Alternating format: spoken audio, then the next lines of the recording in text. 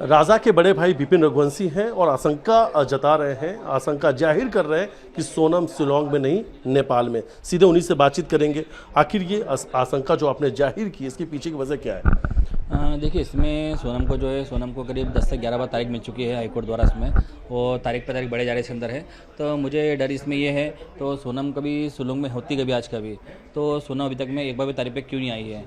क्योंकि सोनम का तारीख पे आना एक तब से सही था। उसमें सोनम कभी शिलांग होती कभी, तो क्योंकि सेशन कोर्ट द्वारा उसको जब जमानत मिली गई थी, उसमें उसे कहा गया था, उसको शर्तें बताई गई थी उसको, तो आप शिलांग छोड़ के जा सकते नहीं हो, और आप जो है आपको हर तारीख पे सोनम को कोर्ट में पेश होना पड़ेगा और आपको थाने पे हर बार आना पड़ेगा।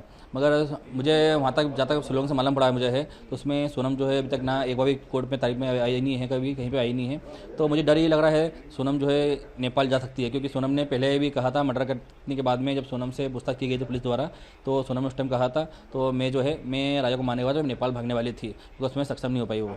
तो कहने का मुझे डर यही है, तो सोनम नेपाल जा सकती है, इसमें है। बिल्कुल। और विपिन, आप वकील जो है, वकील को भी लेकर आपने कहा, वकील की भूमिका को भी लेकर आपने कहा कि वो नेपाल के रहने वाले हैं, और आपको आशंका इसलिए और ज़्यादा है कि वो शिलांग जा सकती है क्योंकि वकील भी नेपाल के हैं। हाँ, देखिए, इसमें मुझे मालूम पड़ा इसमें यही है शिलांग से, तो सोनम के वकील साहब जो है सुदीप राणा जी, वो नेपाल के व्यक्ति है, और उन्हीं ने उसको सोनम को सुरक्षित रख के रखा है।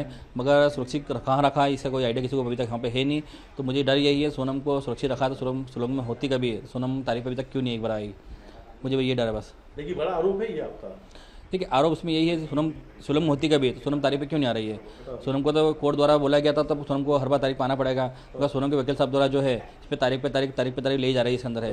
तो 11 बार तारीख लेने के बाद जो है सोनम का कल फैसला सुरक्षित रखा गया है, तो सोनम को इतनी तारीख मिली जो है, उस तारीख के हिसाब सोनम एक बार तारीख पे क्यों नहीं अभी तक आई?